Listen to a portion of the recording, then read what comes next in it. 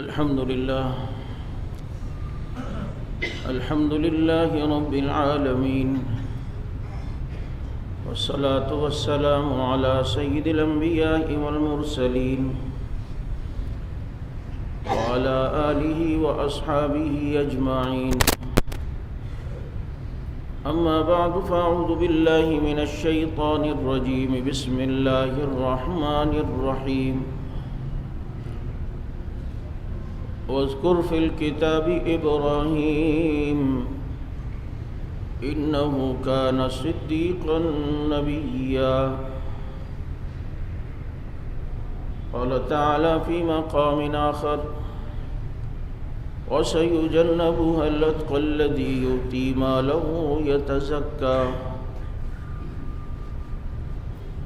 صدق الله مولانا العظيم، ونحن على ذلك لمن الشاهدين والشاكرين، والحمد لله رب العالمين.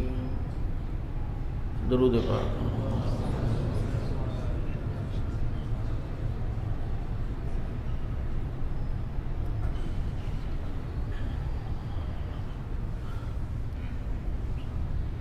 واجب الاحترام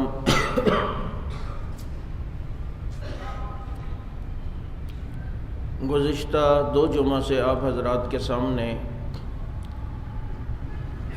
سیدنا ابو بکر صدیق رضی اللہ تعالی عنہ کی منقبت اور ان کی فضیلت پر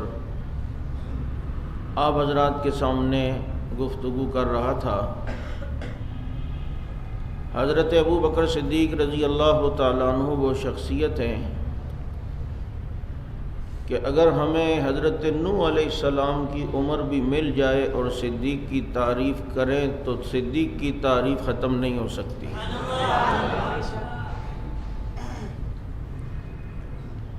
کیونکہ صدیق وہ منصب نبوت کے بعد والا منصب ہے.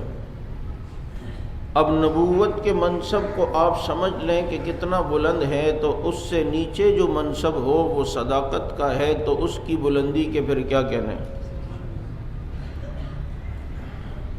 حضرت ابو بکر صدیق رضی اللہ تعالی عنہ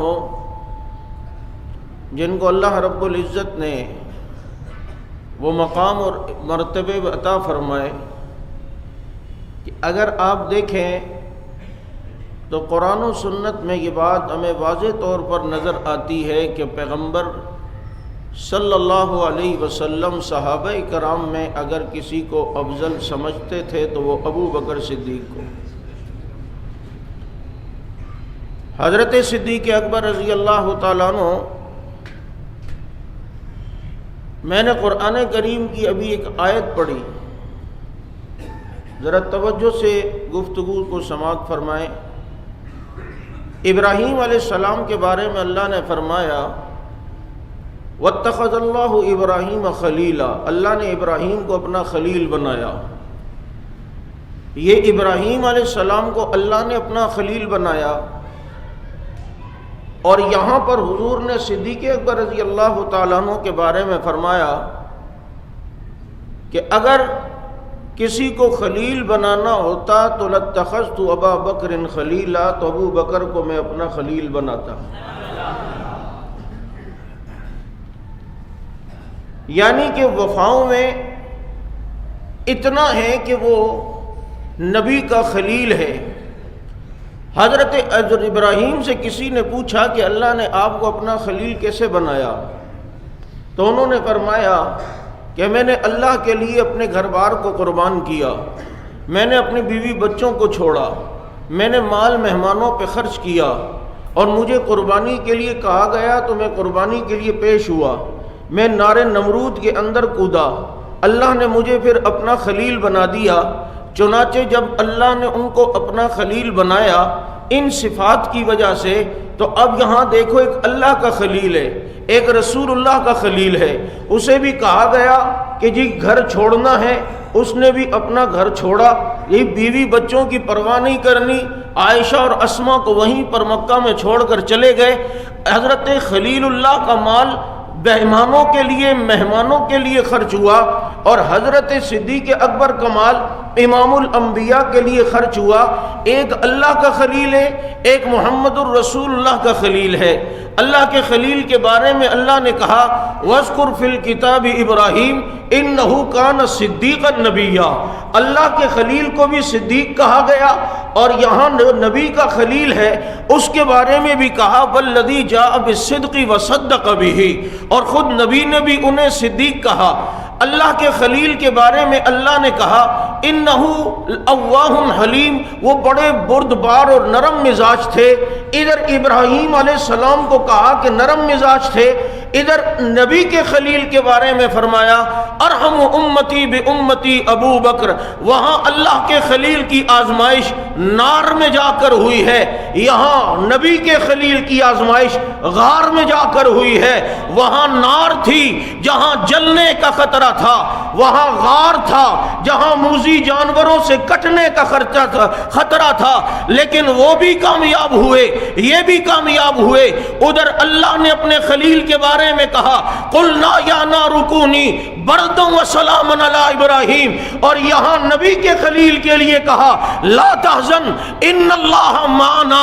وہ اللہ کا خلیل، یہ نبی کا خلیل، وہ اللہ کا محبوب، یہ نبی کا محبوب، اسے ابراہیم کہتے ہیں، اسے صدیق کہتے ہیں۔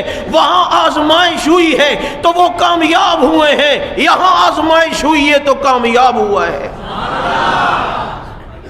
اسی لیے حضرت علی نے فرمایا من اراد ان ينظر الى صدر ابراہیم، اگر کوئی چاہتا ہے، علی کہتے ہیں اگر کوئی چاہتا ہے کہ اس امت میں کوئی ابراہیم کا سینہ دیکھے فَلْيَنْظُرْ إِلَىٰ صَدْرِ أَبِي بَكْرٍ، اس کو چاہیے کہ ابو بکر کا سینہ دیکھ لے۔ یہ اللہ کا خلیل، یہ محبوب کا خلیل، اسے بھی آزمایا گیا، اسے بھی آزمایا گیا، اسے کہا گھر چھوڑو، اسے بھی کہا گھر چھوڑو، اسے کہا بیوی بچوں کی پرواہ نہ کرو جاؤ، اسے بھی کہا بیوی بچوں کی پرواہ نہ کرو جاؤ۔ انہیں نار میں آزمایا، انہیں غار میں آزمایا، اور پھر انہو کان صدیقا نبیہ بنا، یہ انہو کان صدیقا نبیہ بنا، اور یہ والذی جاء بالصدق وصدق بھی بنا۔ اب جب ابراہیم علیہ السلام امتحان میں کامیاب ہوئے وَإِذِ ابْتَلَىٰ إِبْرَاهِيمَ رَبُّهُ بِكَلِمَاتٍ فَأَتَمَّهُنَّ۔ اب جناب یہ سارے امتحانات اللہ کے خلیل کے جب ختم ہوئے تو اب کیا ہوتا ہے انی جاعلک للناس اماما۔ اللہ نے اپنے خلیل کو کہا اب میں نے تجھے اپنا امام بنانا ہے، اب جناب تو اس امت کا امام بنے گا، اس دنیا میں اب تو امام بنے گا، کیونکہ اے اللہ کے خلیل تیرا امتحان اللہ نے ہر معاملے میں لیا۔ کہا بچوں کو چھوڑ تو چھوڑ دیا، آگ میں جا تو چلے گئے، اپنے گھر کو چھوڑ تو چھوڑ دیا، اپنے بچے کو قربان کر تو کر دیا، جناب اپنا مال خرچ کر تو کر دیا، تو کہا انی جاعلک للناس اماما، میں اب لوگوں کو تیرا، اب تجھے لوگوں کا امام بناؤں گا۔ یہاں صدیق کے بھی جب امتحانات سارے ختم ہوئے تو اب نبی کا خلیل، اب نبی اپنے خلیل کے بارے میں کہتا ہے مروا ابا بکر فلیصلی بالناس، سے کہو کہ لوگوں کا امام بن جائے۔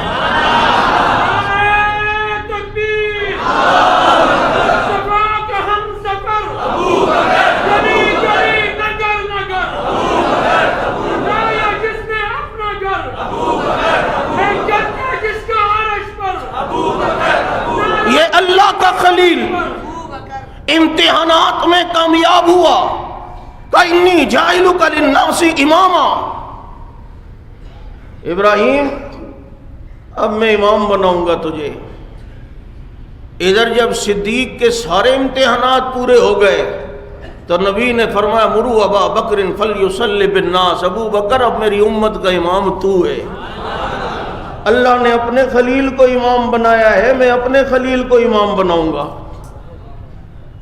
اور وہاں اللہ کا خلیل ہے، والد لے گئے بت خانے میں، ابراہیم علیہ السلام نے فرمایا یا بتی لم تعبد ما لا يسمع ولا يبصر ولا يغني عنك شيئا۔ ابا یہ کس کی عبادت میں لگے ہوئے ہو؟ سنتے نہیں، بولتے نہیں، کسی کام آتے نہیں۔ یہ اللہ کا خلیل ہے اور مصطفیٰ کا خلیل ہے۔ انہیں بھی ابو قحافہ بچپن میں لے کے گئے جہاں بیت اللہ میں 360 بت رکھے ہوئے تھے، اور جا کر کہا بیٹا ان کو پکارو، یہ ہمارے معبود ہیں۔ ابو قحافہ کے سامنے ابو بکر بولتے نہیں، وہ سمجھے مجھ سے شرما کے نہیں بولتا، یا نہ کہ باہر چلے گئے۔ اب تھوڑی دیر کے بعد ابو قحافہ آئے تو دیکھ کر حیران ہوئے، کسی بت کی ٹانگ ٹوٹی ہے، کسی کا ناک پھوٹا ہوا ہے، کسی حضرت صدیق کے ہاتھ میں چھوٹا بت ہے، اس سے بڑے والی بت کی پٹائی کر رہے ہیں۔ اور بھائی تو نے ان کا کیا حال کر دیا؟ مارا، مار مار کے لے گئے۔ اماں نے پکڑ لیا، ابو قحافہ سے کہا کیا بات ہے بچے کو اتنا مار رہے ہو؟ کہا تمہیں پتہ نہیں خدا کی توہین کر کے آیا ہے، خداؤں کی پٹائی کر کے آیا ہے۔ ابو بکر سے والدہ نے پوچھا اے بیٹا ایسا تو نے کیوں کیا؟ کہا اماں کہتے ابا یہ کہہ رہے تھے معبود ہیں، میں بات کرتا ہوں جواب نہیں دیتے، وہ آگے سے میری بات کا جواب نہیں دیتے، میں بولتا ہوں تو سنتے نہیں ہیں، جو سنتے نہ ہو بولتے نہ ہو وہ معبود کیسے ہوتے ہیں؟ اللہ کے خلیل نے بھی بتوں کو بھی توڑا ہے اور محمد کے خلیل نے بھی بتوں کو توڑا ہے۔ وہ بھی بچپن سے شرک سے بیزار، یہ بھی بچپن سے شرک سے بیزار۔ اللہ کے خلیل کا ایک دشمن تھا جس کا نام تھا نمرود، بروزن امرود۔ وہ چونکہ ہر وقت دماغ سے حضرت ابراہیم کے خلاف سوچتا تھا، اس کے ذہن میں بس ایک ہی چیز ہوتی تھی، ابراہیم کا بغض۔ اللہ نے اپنے خلیل کے دشمن کو سزا دی، ایک مچھر لایا دماغ میں بٹھایا، وہ اپنے ہی ہاتھ اپنے جوتوں سے اپنے کو پیٹتا تھا، کیونکہ اس کے دل میں جو اللہ کے خلیل کا بغض تھا تو اس کے دماغ میں ابراہیم کے خلاف سازشیں آتی تھیں، تو اللہ کے خلیل کو اس کے دشمن کو اللہ کے خلیل کے دشمن کو اللہ نے سزا دی کہ ہاتھ بھی اسی کا ہوتا تھا، سر بھی اسی کا ہوتا تھا، جوتا بھی اسی کا ہوتا تھا، سر بھی اسی کا ہوتا تھا، کیونکہ اس دماغ میں اللہ کے خلیل کے خلاف بغض رکھتا تھا، سازشیں سوچتا تھا۔ تو اللہ نے اپنے خلیل کے دشمن کو یہ سزا دی، ہاتھ اس کے، دماغ اس کا، پیٹتا ہے، مارتا ہے۔ یہاں نبی کے خلیل کا بھی ایک دشمن ہے جس کے دل کے اندر ابو بکر کا بغض ہے، جس کے دل میں اللہ کے نبی کے خلیل کا بغض ہے، تو اللہ نے پھر سزا بھی اسے یہ دی ہے، ہاتھ بھی اس کا، سینہ بھی اس کا، اور دیمار 4.5 اور لگا پڑا ہے اور دھن دھن کر کے چل رہا ہے۔ اور کیوں نہ چلے کہ ہو جس دل میں بغض صدیق کا، فاروق کا ہے، یہی بہتر وہ سینہ سدا پٹتا رہے۔ اللہ کے خلیل کا دشمن اپنے کو پیٹتا تھا یا نہیں؟ صحیح کہہ رہا ہوں یا نہیں؟ نبی کے خلیل کا دشمن بھی اپنے کو لگاتا ہے۔ مجھے کہتے ہیں یار یہ شیعہ حافظ کیوں نہیں ہوتے؟ میں کہا ہو کیسے سکتے ہیں، تھوڑا بہت یاد کرتے ہوں گے، دل میں آتا ہوگا، محرم میں مار مار کے سارا نکال دیتے ہیں، یہ پھر باہر لے آتے ہیں، کیا کریں؟ جس کے دل میں صدیق کا کاف نہیں، قرآن کا کاف آ نہیں سکتا ہے۔ ایک اللہ کا خلیل ہے، ایک میرے مصطفیٰ کا خلیل ہے۔ اللہ کے خلیل کو کہا بیت اللہ تعمیر کرو، مصطفیٰ کے خلیل کو کہا ہجرت کر کے آ گیا ہوں اب مسجد نبوی تعمیر کرو۔ ایک بیت اللہ بناتا ہے، ایک مسجد نبوی رسول اللہ بناتا ہے، وہ اللہ کا خلیل ہے، یہ نبی کا خلیل ہے۔ اللہ کا خلیل اس سے جو بغض رکھے مومن نہیں ہوتا، اور نبی کے خلیل کا بھی جو بغض رکھے مومن نہیں ہو سکتا۔ ہاں وہ اللہ کا خلیل، یہ نبی کا خلیل۔ انہیں کہا نہ بیوی بچے چھوڑ دو، سب کو چھوڑ کے چلے گئے، اور تھے بھی خلیل اللہ مکے میں، وادی غیر ذی زرعین میں چھوڑ کے گئے۔ ابو بکر بھی ہجرت والے دن اپنے گھر والوں کو مکے میں چھوڑ کر گئے۔ یہ صدیق ہے، خدا کی قسم ایسا مقام اللہ نے دیا، ایسا مرتبہ اللہ نے دیا کہ دیکھو ہر جگہ ہر موقع پر نبی کے ساتھ آپ کو صدیق نظر آئیں گے، بلا فصل نبی کے ساتھ ہمیشہ جب بھی نظر آئے گا وہ صدیق ہی نظر آئے گا، ابو بکر ہی نظر آئے گا۔ قرآن میں دیکھو تو نبی کے ساتھ ابو بکر، حدیث میں دیکھو تو نبی کے ساتھ ابو بکر، غار میں دیکھو تو نبی کے ساتھ ابو بکر، آج مزار میں دیکھو تو نبی کے ساتھ ابو بکر۔ آپ جانتے ہیں قرآن کریم میں سورہ لیل ہے، سورہ لیل کے بعد کون سی سورت ہے؟ سورت ضحیٰ ہے۔ یہ سورہ لیل اور ضحیٰ ملی ہوئی ہے، پہلی سورت لیل ہے، دوسری سورت ضحیٰ ہے۔ اب جب حضرت ابو بکر صدیق رضی اللہ تعالیٰ عنہ پر ان کے والد نے اعتراض کیا، کیونکہ اس وقت تک وہ مسلمان نہیں ہوئے تھے۔ اب اعتراض کیا تھا کہ حضرت ابو بکر نے چند غریب غلام کو آزاد کیا، بلال کو، عمار کو، یاسر کو۔ اب جناب ان کے والد نے کہا کہ بیٹا ابو بکر، اگر تجھے غلام آزاد کرنے ہی تھے تو کم از کم ایسے غلام ہوتے جو تگڑے ہوتے، بہادر ہوتے، ذرا چوڑے لمبے ہوتے، کل تیرے کام بھی تو آتے۔ لیکن باپ کو کیا پتا تھا ابو بکر جو کرتا ہے اللہ کی رضا کے لیے کرتا ہے۔ اب اللہ نے ابو بکر کی وکالت کی، ابو بکر کی صفائی پیش کی، لیکن اس سے پہلے ابو بکر کی تعریف کی۔ توجہ ذرا کرنا میری بات پر، آج انداز کو تھوڑا الگ ہے اسی لیے بیٹھ کے کر رہا ہوں جناب۔ اب کیا تھا کہ اب اعتراض ہوا ابو بکر پر، تو اب اللہ نے پہلے تعریف کی، جواب بعد میں دیا۔ کیا؟ وَسَيُجَنَّبُهَا الْأَتْقَى الَّذِي يُؤْتِي مَالَهُ يَتَزَكَّى، اس بڑے متقی کو اللہ جو سب سے بڑا متقی ہے، اسے اللہ جہنم سے بچا لے گا۔ اب تعریف پہلے ہوئی، الَّذِي يُؤْتِي مَالَهُ يَتَزَكَّى، اب دفاع ہو رہا ہے، یہ تو اپنا مال اللہ کی رضا کے لیے خرچ کرتا ہے تاکہ یہ پاک ہو جائے، اور جناب یہ کسی فائدے اپنے مقاصد کے لیے نہیں، اپنی ذاتیات کے لیے نہیں، بلکہ إِلَّا ابْتِغَاءَ وَجْهِ رَبِّهِ الْأَعْلَى وَلَسَوْفَ يَرْضَىٰ، اب ان قریب اس کا رب اس سے راضی ہو جائے گا۔ یہ صدیق اکبر کے بارے میں فرمایا، پہلے اعتراض سے جواب سے پہلے صدیق کی تعریف، پھر دفاع، پھر فرمایا وَلَسَوْفَ يَرْضَىٰ، اس کا رب اس سے راضی ہو جائے گا۔ اس کے بعد فوراً سورہ ضحیٰ ہے، اس میں نبی پر اعتراض کا جواب ہے۔ انداز یوں ہی اپنایا کہ اعتراض مکے والوں نے کیا تھا کہ اس کے رب نے اس کو چھوڑ دیا، کیونکہ کافی دن وحی نہیں آئی، قرآن نہیں اترا، تو مکے والوں نے کہا اس کے رب نے اس کو چھوڑ دیا ہے، محمد کے رب نے اس کو بھلا دیا ہے۔ ادھر اللہ نے نبی کا دفاع کیا، دفاع کرتے ہوئے پہلے نبی کی تعریف کی، وَالضُّحَىٰ وَاللَّيْلِ إِذَا سَجَىٰ مَا وَدَّعَكَ رَبُّكَ وَمَا قَلَىٰ، آپ کے رب نے آپ کو نہیں چھوڑا۔ ادھر فرمایا وَلَسَوْفَ يَرْضَىٰ، ادھر فرمایا وَلَسَوْفَ يُعْطِيكَ رَبُّكَ فَتَرْضَىٰ۔ ادھر دیکھ نبی اور صدیق کے لیے ایک بات۔ اب ذرا اگلی بات جس کی وجہ سے میں یہ بات کر رہا ہوں، یہ سورہ لیل ہے جس میں صدیق کا ذکر ہے آخر میں، وَسَيُجَنَّبُهَا الْأَتْقَى الَّذِي يُؤْتِي مَالَهُ يَتَزَكَّى وَمَا لِأَحَدٍ عِندَهُ مِن نِّعْمَةٍ تُجْزَىٰ إِلَّا ابْتِغَاءَ وَجْهِ رَبِّهِ الْأَعْلَىٰ وَلَسَوْفَ يَرْضَىٰ۔ آگے آ گئی وَالضُّحَىٰ۔ اب جناب یہ سورہ لیل پہلے ہے، سورہ ضحیٰ پہلے ہے، ابو بکر کا تذکرہ پہلے ہے، نبی کا تذکرہ بعد میں ہے۔ وجہ کیا ہے؟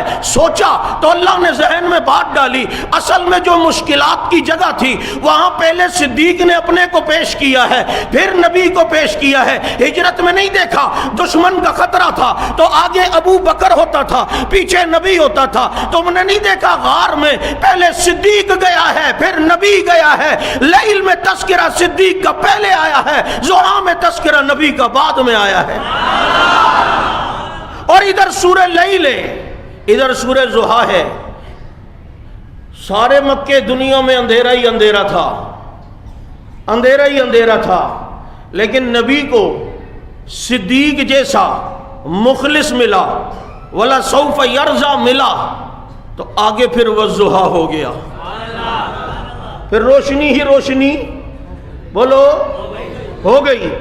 اور پھر ذرا یہ دیکھ، یہاں پر صدیق کا ذکر، نبی کا ذکر، بیچ میں کسی کا ذکر نہیں، بیچ میں کسی کا ذکر، اسی کو تو خلیفہ بلا فصل کہتے ہیں۔ نبی کا، صدیق کا ذکر، نبی کا ذکر، اسی کو تو خلیفہ بلا فصل کہتے ہیں۔ اور پھر سورہ لیل ہے، اللہ نے صدیق کے لیے فرمایا وَلَسَوْفَ يَرْضَىٰ، ان قریب اس کا رب اس سے راضی ہو جائے گا، یا راضی ہو رہا ہے، راضی ہو جائے گا۔ اب اس میں یرضا، علماء نے لکھا ہے دونوں احتمالات ہیں کہ ہوا ضمیر اللہ کی طرف ہے یا صدیق کی طرف، تو ترجمہ دو بن جائیں گے، کیا کہ اللہ صدیق سے راضی ہو جائے گا، یا دوسرا یہ کہ صدیق اللہ سے راضی ہو جائے گا، اسی کو رضی اللہ عنہم ورضوا عنہ کہتے ہیں۔ اب یہ دونوں صورتیں اللہ راضی ہوگا اور صدیق اللہ سے راضی ہوگا، پھر یہ کیسے راضی ہوگا؟ یہ ایسے راضی ہوگا کہ صدیق جس کو بشارت ملی کہ تو دنیا سے جائے گا، تو فرشتہ تیرے لیے یہ کہے گا یا ایتھا النفس المطمئنہ ارجعی الی ربک راضیۃ مرضیہ فادخلی فی عبادی وادخلی جنتی، اے نفس مطمئنہ چل اللہ کی طرف، روح نکالتے ہوئے، نیک لوگوں کی روح نکالتے ہوئے فرشتے یہ اعلان کرتے ہیں، پھر نیک لوگوں کے لیے یہ اعلان ہے، تو ابو بکر تو نیکوں کا امام ہے، اس کے لیے تو بدرجہ اولا ہے، اسی لیے تو حدیث میں بشارت ہے کہ ابو بکر کے لیے یہ جملہ کہے گا، اور فرشتہ جب آئے گا تو ابو بکر کے لیے یہ کہے گا، کیا کہے گا کہ یا ایتھا النفس المطمئنہ ارجعی الی ربک راضیۃ مرضیہ ولسوف یرضی کی تفسیر بیان کر رہا ہوں۔ جناب اللہ اس سے راضی، وہ اللہ سے راضی، تو راضیۃ مرضیہ ادھر یہی مطلب ہے کہ اے نفس مطمئنہ چل، اللہ تجھ سے راضی، تو اللہ سے راضی۔ اب اس رضا کا انداز کیسے ہوگا؟ فادخلی فی عبادی وادخلی جنتی، بابا ہر نیک آدمی کے لیے ہوگا۔ اب وہ کہا جائے گا جاؤ اللہ کے نیک بندوں کے پاس، جاؤ جنت میں۔ اب وہ چلا گیا، ہمارا گمان ہے اس کے ساتھ، کیونکہ نیک آدمی تھا، اللہ نے کہہ دیا ہوگا اس کو کہ چل اللہ کے نیک بندوں میں، چل جنت میں، لیکن ہمیں نظر تو نہیں آ رہا نا۔ اگر آج کسی نیک آدمی کے لیے ہم گمان اچھا رکھیں، صدیق وہ ہے جسے کہا گیا فادخلی فی عبادی وادخلی جنتی، اور اللہ کے سب سے بڑے بندے کے ساتھ چلا جا اور ما بین بیتی بمنبری روضۃ من ریاض الجنہ میں داخل ہو جا، کہ نیک بندوں میں شامل ہو جا۔ اب بتا صدیق جس نیک بندے کے ساتھ شامل ہوا، اس سے بڑا کوئی نیک ہے جو امام الانبیاء ہے؟ فادخلی فی عبادی وادخلی جنتی، جنت میں چلے گئے، اور ایسے گئے کہ سب نے اپنی آنکھوں سے دیکھا۔ باقیوں کو لوگ جنت میں بعد میں جاتے دیکھے گا، لیکن نبی ابو بکر و عمر کو دنیا میں جاتے دیکھا کہ وہ آج بھی جنت کے ٹکڑے میں سو رہے ہیں، آرام فرما رہے ہیں۔ اسی لیے تو حضرت علی المرتضیٰ رضی اللہ تعالی عنہ نے یہی صدیق کے فضائل دیکھتے ہوئے فرمایا کہ اگر کسی نے مجھے ابو بکر پر فضیلت دی، میں اس پر وہ حد جاری کروں گا جو تہمت لگانے والے پر جاری ہوتی ہے۔ اور یہ شیعہ سنی دونوں کتابوں میں یہ روایت موجود ہے کہ تہمت لگانے والے کو 80 کوڑے لگتے ہیں۔ جس نے یہ کہا کہ علی ابو بکر سے افضل ہے، تو علی کہتے ہیں میں اسے تہمت لگانے والوں کی سزا دوں گا کہ وہ ایک تہمت لگا رہا ہے۔ تمہیں اتنی بات نظر نہیں آتی کہ سب میں افضل تھا، جبھی تو نبی نے مصلی امامت پر صدیق کو آگے کھڑا کیا، جبھی تو ابو بکر کو آگے کھڑا کیا۔ علی اتنا اعتماد کرتے ہیں، جبھی سب نے 2 مرتبہ بیعت کی، ابو بکر کے ہاتھ پر علی نے 2 مرتبہ بیعت کی۔ اور کتنا اعتماد ہے۔ میں نے تصورات میں جا کے علی سے پوچھا، علی جب نبی نے آپ کو امانتیں سپرد کی تھیں اور نبی تو وہاں سے چلے گئے، آپ کو تو پتا تھا کہ اب دشمن نبی کو ڈھونڈ رہا ہوگا، لیکن علی آپ اتنے سکون سے سو گئے، آپ کو اتنے سکون سے نیند آ گئی، کیسے نیند آ گئی؟ میرا ایک سوال ذہن میں آیا ہے کہ آپ نبی جا رہے ہیں اور آپ سو گئے، اتنے آرام سے آپ کو کیسے نیند آ گئی؟ آپ کو نبی کی فکر نہیں تھی کہ دشمن ابھی پیچھے لگا ہوگا اور نبی کو جا کے پکڑنے دے؟ تو زبان حال سے علی نے مجھے جواب دیا، میں سکون سے اس لیے سویا تھا کہ مجھے پتا ہے محمد کا پہرے دار ابو بکر ہے،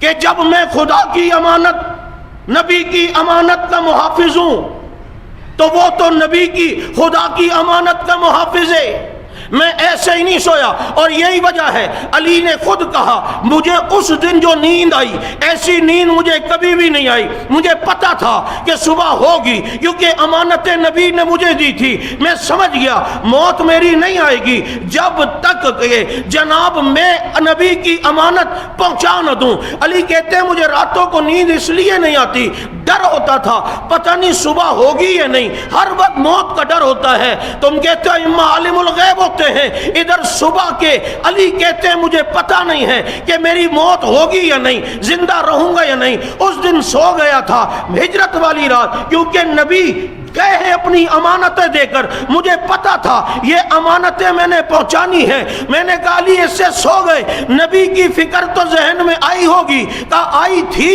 لیکن مجھے پتا تھا کہ مجھے ٹینشن لینے کی ضرورت نہیں ہے کہ محمد کا چوکیدار ابو بکر ہے۔ نبی کے معاملے میں علی ابو بکر پر اتنا اعتماد کرے تو خلافت کے معاملے پر علی ابو بکر پر اعتماد نہ کرے، ان کے معاملے میں اعتماد نہ کرے؟ کیا ہے، اور یہی اعتماد تھا کہ صدیق اکبر کے دور میں بھی اس امت کا مشیر، ان حضرات کا مشیر علی رہا، ابو بکر کے دور میں بھی علی، عثمان کے دور میں بھی علی ہے۔ علی المرتضی رضی اللہ تعالیٰ عنہ، مولانا ہاشم ٹھٹوی رحمۃ اللہ علیہ نے افضلیت صدیق اکبر میں 150 سے زیادہ وہ روایات ابو بکر کی افضلیت پر پیش کی ہیں جن کے راوی خود علی المرتضی ہیں۔ 150 سے زیادہ روایات جن کے راوی خود علی المرتضی رضی اللہ تعالی عنہ ہیں۔ صدیق ہے، صدیق اور تمام صحابہ میں سب سے افضل، سب سے اعلیٰ، سب سے بالا، نہیں مانتا اس کو کالا، نہیں مانتا اس کو، میرے دوستو مانتے اسے سارے مسلمان ہیں۔ میں حیران ہوں کہ انہیں صدیق سمجھ نہیں آتا۔ ظالموں جو آج بھی نبی کے پہلو میں آرام کر رہا ہے، جبھی تو حضرت زین العابدین سے کسی نے پوچھا کہ ابو بکر عمر کا کیا مقام ہے، فرمایا وہ ہیں کہاں، کہا نبی کے ساتھ، کہا ان کا یہ مقام ہے۔ حضرت باقر سے کسی نے کہا ابو بکر عمر کی شان تو بتائیں، فرمایا باقی صحابہ کی شان پوچھو گے تو بتاؤں گا، ابو بکر عمر کی پوچھو گے روزے پہ لے جا کے آنکھوں سے دکھاؤں گا۔ کتنا بلند مقام ہے پایا صدیق نے، بستر نبی کے ساتھ لگایا صدیق نے۔ اتنا قرب نبی اور صدیق کا، اتنا قرب۔ ان اللہ معنا، اللہ نے اپنی معیت کی چادر میں جہاں نبی کو شریک کیا اسی چادر میں صدیق کو شریک کیا۔ آیت یوں بھی ہو سکتی تھی ان اللہ معی و معاک، کہ ابو بکر اللہ میرے اور تیرے ساتھ ہے، لیکن ذرا فاصلہ نظر آتا، اس لیے یہ نہیں کہ اللہ میرے اور تیرے ساتھ ہے، ان اللہ معنا، اللہ ہم دونوں کے ساتھ ہے، ایک ہی میت کی چادر میں دونوں۔ ایسا اتحاد، صدیق عکس مصطفیٰ ہے، صدیق سایہ رسول ہے، یہ آپس میں اتنے متحد ہیں، آپس میں ایسے اتحاد ہے، آپس کے اندر ایسا قرب ہے کہ اگر نبی چاند ہیں تو صدیق اس کی چاندنی ہے، نبی سورج ہے تو صدیق اس کی درخشانی ہے، نبی پھول ہے تو صدیق اس کی خوشبو ہے، اگر نبی تارا ہے صدیق اس کی تابانی ہے، نبی جسم ہے تو صدیق اس کا سایہ ہے۔ اور یہ منظر یوں ہے کہ من تو شدم تو من شدے، من جا شدم تو روح شدے، تا کس نگوید بعد ازی من دیگرم تو دیگرے۔ اسی لیے حضرت تھانوی رحمۃ اللہ علیہ سے کسی نے کہا کہ ابو بکر صدیق کا درجہ تو بڑا ہے تمام صحابہ میں، کہا جی، کہا نبی نے عمر کے لیے کیوں فرمایا لو کان بعدی نبی لکان عمر، میرے بعد کوئی نبی ہوتا تو عمر ہوتا۔ اگر صدیق کا درجہ بڑا ہے تو پھر صدیق کے لیے فرماتے۔ حضرت تھانوی نے فرمایا تم حدیث پر غور ہی تم نے نہیں کیا۔ نبی نے فرمایا لو کان بعدی نبی لکان عمر، میرے بعد کوئی نبی ہوتا تو عمر ہوتا۔ نبی ابو بکر کو اپنے سے بود سمجھتے ہی نہیں ہیں، اپنے سے جدا سمجھتے ہی نہیں ہیں، اپنے سے دور سمجھتے ہی نہیں ہیں۔ وہ تو اتنا اتحاد اور قرب سمجھتے ہیں کہ دیکھ لو جبھی 200 واقعات ایسے ہیں جو نبی کے ساتھ پیش آئے وہی ابو بکر کے ساتھ پیش آئے۔ یہ اتفاق نہیں ہے، یہ اتحاد ہے۔ جہاں نبی کی قبر اطہر وہیں صدیق کی قبر اطہر۔ نبی 63 سال میں گئے، صدیق 63 سال میں گئے۔ نبی پیر کو دنیا سے گئے، صدیق پیر کو دنیا سے گئے۔ نبی کی تدفین رات کو ہوئی، صدیق کی تدفین رات کو ہوئی۔ نبی نے دنیا سے جاتے ہوئے مسواک مانگی، صدیق نے دنیا سے جاتے ہوئے مسواک مانگی۔ جس چارپائی پہ نبی کو رکھا گیا اسی چارپائی پہ صدیق کو رکھا گیا۔ جس جگہ نبی کا مدفن بنا وہیں صدیق کا مدفن بنا۔ جہاں سے نبی کا خمیر لیا گیا وہیں سے صدیق کا خمیر لیا گیا۔ نبی دنیا سے جاتے ہوئے جیش اسامہ کو رخصت کرتے ہیں، صدیق دنیا سے جاتے ہوئے مسلمانوں کے ایک لشکر کو جہاد کے لیے رخصت کرتے ہیں۔ نبی کے لیے رب نے کہا کہ جناب لا فلا يحزنك قولهم، ادھر صدیق کے لیے کہا لا تحزن ان اللہ معنا، ادھر نبی کے لیے کہا ولسوف يعطيك ربك فترضى، ادھر صدیق کے لیے کہا ولسوف يرضى، ادھر جناب نبی کے لیے کہا قل ان کنتم تحبون اللہ فاتبعونی، اگر اللہ سے محبت کرتے ہو تو نبی کی اتباع کرو۔ ادھر صدیق کے لیے کہا کہ اگر تم میں سے کبھی کوئی مرتد ہو جائے تو اس کے مقابلے میں جو قوم آئے گی یحبہم و یحبونا، اللہ ان سے محبت کرتا ہوگا وہ اللہ سے محبت کرتے ہوں گے۔ اور مرتدین کے خلاف مقابلہ ابو بکر صدیق نے کیا ہے۔ وہاں حضرت حسان نے نبی کی تعریف میں اشعار کہے، یا حضرت حسان نے صدیق کی تعریف میں بھی اشعار کہے۔ اس سے بڑا اتحاد اور کیا ہوگا کہ نماز ایک ہے، امام دو ہے۔ نبی نے ابو بکر کو نماز کے لیے کہا، ابو بکر نماز پڑھانے لگے، اتنے میں تھوڑی دیر میں نبی آ گئے۔ اب صدیق نے خوشبو سے محسوس کیا، ابو بکر پیچھے ہو گئے۔ فاخذ رسول اللہ حیث کان بلغ الی ابی بکر، حدیث میں آتا ہے نبی نے نماز کو وہیں سے شروع کیا جہاں ابو بکر نے ختم کیا تھا۔ نبی نے باقی معاملات میں ابو بکر کی اقتداء کرتے ہوئے باقی جو سبق پڑھا جا چکا ہے اس میں ابو بکر کی اقتداء کرتے ہوئے من کان لہ الامام فقراۃ الامام لہ قراءہ کا مسئلہ بھی سمجھا دیا، کیونکہ نبی نے فاتحہ دوبارہ نئے سرے سے شروع نہیں کی تھی بلکہ صدیق نے جتنی پڑھ لی تھی کہا بس صدیق کی پڑھی ہوئی، محمد کی پڑھی ہوئی ہے، امام کی پڑھی ہوئی، مقتدی کی پڑھی ہوئی ہے۔ وہیں سے نبی نے اب سورہ فاتحہ کو شروع کیا ہے جہاں سے صدیق نے چھوڑا ہے۔ اس سے بڑا اتحاد کیا ہوگا؟ نماز ایک ہے، امام دو ہیں، ایک امام کو امام الانبیاء کہتے ہیں، ایک امام کو امام الصحابہ کہتے ہیں۔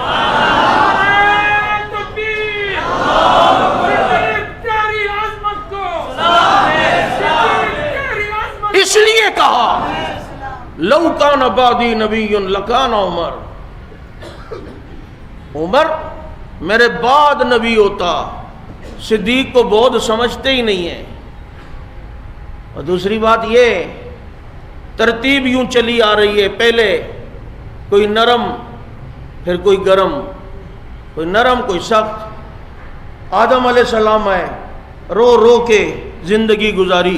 حضرت نوح آئے، جوشیلے تھے، بڑے جوش میں ہوتے، یہاں تک کہ قوم کو بد دعا دے دی۔ پھر ابراہیم علیہ السلام آ گئے، پورا ان کا کنبہ سارا نرم۔ پھر حضرت موسیٰ آ گئے، سخت مزاج کے، غصے والے، جلالی۔ پھر حضرت عیسیٰ آئے، لیکن چونکہ وہ آسمانوں پہ چلے گئے تو پھر اب موسیٰ کے بعد ہیں نبی۔ حضرت موسیٰ جوش میں اور جناب بڑے سخت مزاج، ہمارے نبی بڑے نرم مزاج۔ اب چونکہ ترتیب یوں ہی چلتی آ رہی تھی، اب نرم کے بعد سخت کی ضرورت تھی، ترتیب کے لحاظ سے تو ابو بکر تو رحم امتی بے امتی ابو بکر ہیں، چونکہ عمر اشدہم فی امر اللہ عمر ہیں، تو ترتیب جو شروع سے سخت اور گرم اور نرم کی چلتی آ رہی تھی، اس میں نبی کے بعد کسی سخت نبی کی ضرورت تھی اگر ہوتی تو اب اسی لیے نبی نے فرمایا لو کان بعدی نبی لکان عمر، میرے بعد کوئی نبی ہوتا تو، لیکن کوئی بھی نہیں، نبی کوئی بھی، وہ جو سخت اور نرم والا سلسلہ چلتا آ رہا ہے اور اس طرح بیلنس برابر رہتا ہے۔ دیکھو نا حضرت صدیق اکبر کے دور میں صدیق نرم، انہوں نے لڑائی کے لیے کمانڈر سخت خالد بن ولید رکھا ہوا تھا اور کہتے تھے یہ بیلنس برابر رہے گا، میری نرمی اس کی سختی پہ کنٹرول کرے گی، اس کی سختی میری نرمی پہ کنٹرول کرے گی۔ اور جب حضرت عمر کا دور آیا تو حضرت عمر واشدہم فی امر اللہ عمر، تو انہوں نے کمانڈر ابو عبیدہ بن جراح کو نرم مزاج کو رکھا۔ ایک وقت میں قیادت نرم گرم چلتی رہے تو کام بڑے احسن انداز میں جاتا ہے، اسی لیے لدھیانوی نرم ہے، فاروقی گرم ہے، اور یہ گاڑی بھی انشاءاللہ منزل پہ پہنچے گی۔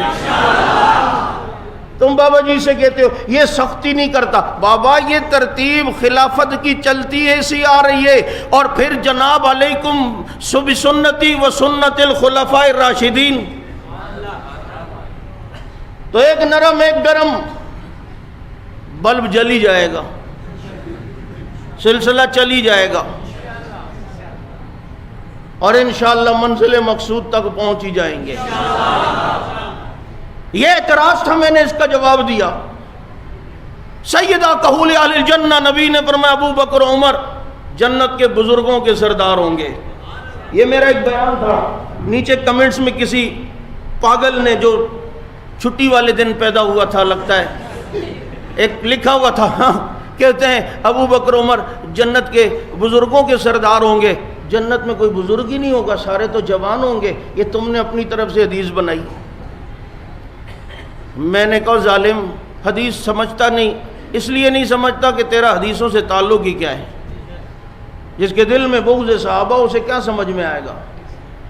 بابا جو لوگ دنیا میں اس بڑھاپے کی عمر سے دنیا سے گئے، جوان ہو کے جنت میں جائیں گے، لیکن اس دنیا میں جو بڑھاپے میں دنیا سے گئے، عورتوں کی سردار فاطمہ ہوگی، جو یہاں جوانی میں مرا سردار جناب حسن و حسین ہوں گے، جو یہاں بڑھاپے میں مرا ان کے سردار ابو بکر و عمر ہوں گے۔ یہ مطلب ہے ابو بکر پر اعتراض نبی پر اعتراض ہے، کیونکہ ان کو امت کا خلیفہ ابو بکر کو نبی نے بنایا ہے، مصلی پہ آگے نبی نے کھڑا کیا ہے، اور نبی نے مصلی پہ کھڑا کر کے بتایا ہے کہ اب میرے اس مصلی کا جانشین اور وارث جو ہوگا وہ ابو بکر صدیق ہوگا۔ اس لیے میرے دوستو، سیدنا صدیق اکبر رضی اللہ تعالیٰ عنہ ہمارے ایمان کا حصہ ہیں۔ 22 جمادی الثانی ہم حکومت سندھ سے بھی یہ کہتے ہیں کہ پنجاب حکومت نے چھٹی دی، یکم محرم کو خیبر پختونخوا حکومت چھٹی دیتی ہے، لیکن وزیر اعلیٰ سندھ صاحب، آپ کی شیعہ نوازی آج تک ختم نہیں ہوئی۔ آپ کی شیعہ نوازی کا یہ حال ہے، آپ نے کراچی یونیورسٹی کا ابھی ڈائریکٹر بھی اس شخص کو بنایا ہے، زاہد علی زاہد، جو بدبخت حضرت حسان کی گستاخی کلپ میں کر چکا ہے، حضرت ابو سفیان کی گستاخی کر چکا ہے، صحابہ کرام کی توہین وہ کرتا ہے۔ ایسے متنازع اور ایسے گستاخ اور ایسے فرقہ واریت کے ہوا دینے والے کو تم نے ایک علم کی طالب علموں کے لیے ان کے سر پر کراچی یونیورسٹی کا ذمہ دار اس بدبخت کو بنا کر تم نے فرقہ واریت کو ہوا دینے کی کوشش کی ہے، اور تمہیں پتہ ہے یہ طبقہ جس جگہ بھی ہوتا ہے وہاں اپنی شیعت نوازی دکھاتا ہے۔ اب وہاں پر کراچی یونیورسٹی میں بھی تعلیم کے بجائے یہ فرقہ واریت کو ہوا دے گا۔ کسی صورت بھی کراچی کے سنی اسٹوڈنٹس اور طالب علم اس صحابہ کے گستاخ زاہد علی زاہد کو قبول نہیں کریں گے۔ اسے اس عہدے سے فوراً برطرف کیا جائے، بصورت دیگر انشاءاللہ ہمارا احتجاج ہوگا۔ ایسا گستاخ ابھی تو ہم اس بدبخت پر FIR کٹوانے جا رہے ہیں، جس نے ابو سفیان کی توہین کی، حسان کی توہین کی، صحابہ کی توہین کی، ایسے لوگوں کو تم ہم پر مسلط کرو گے؟ ہمارے بچے یونیورسٹیوں میں پڑھنے جائیں اور ان کا سربراہ اور بڑا وہ ایک صحابہ کا گستاخ ہو؟ یہ سندھ گورنمنٹ کی یہ دوغلا پالیسی ہے۔ اگر تم سمجھتے ہو کہ ہم ایسے نہیں ہیں تو 22 جمادی الثانی کو یوم وفات صدیق اکبر پر سندھ گورنمنٹ بھی عام تعطیل کا اعلان کرے۔ نہیں ہوتا تو ہمارا احتجاجی جلوس انشاءاللہ ہوگا۔ آؤ گے؟ آؤ گے؟ بھرپور طریقے سے آؤ گے؟ اللہ تعالیٰ سمجھ عمل کی توفیق عطا فرمائے۔ آخر دعوانا ان الحمدللہ رب العالمین۔